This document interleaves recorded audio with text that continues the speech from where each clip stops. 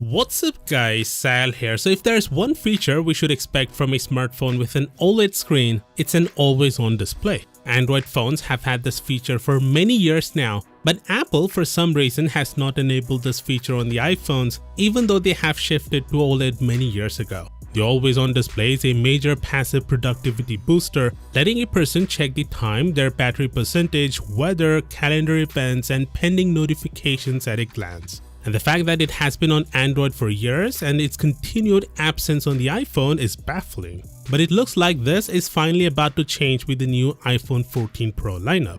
You see, last year with the iPhone 13 Pro, Apple finally shifted to LTPO OLED panels. But it wasn't a true LTPO technology because the display was limited to dialing screen refresh rates between 10Hz and 120Hz. A true LTPO panel can go all the way down to 1 Hz when viewing a static image or when the device is inactive, something the Galaxy S22 Ultra offers. Now it seems Apple will also adopt the same display technology on the iPhone 14 Pro and Max. Ross Young, the display analyst, expects the iPhone 14 Pro variants to be capable of dropping the screen refresh rate to as low as 1 Hz, thereby paving the way for always-on display functionality and at the same time providing a longer battery life. By the way, Apple Watch Series 5 and later already have always-on functionality, which lets you show the time and other information at all times. So don't be surprised if we see the same on the iPhone 14 Pro lineup.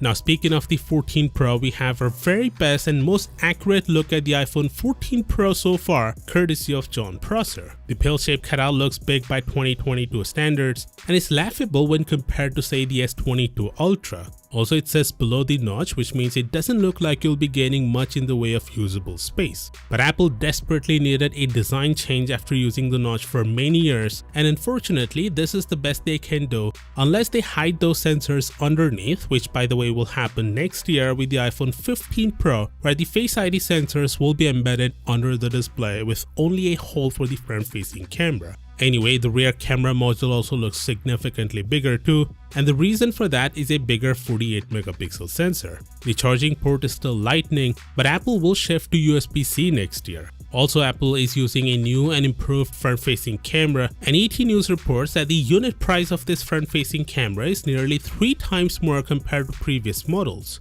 This, and coupled with other upgrades along with inflation, Apple is expected to increase the price by $100 for each iPhone 14 variants. Of course, with that being said, do consider subscribing for all the latest updates on this handset, and as always, I'll see you tomorrow.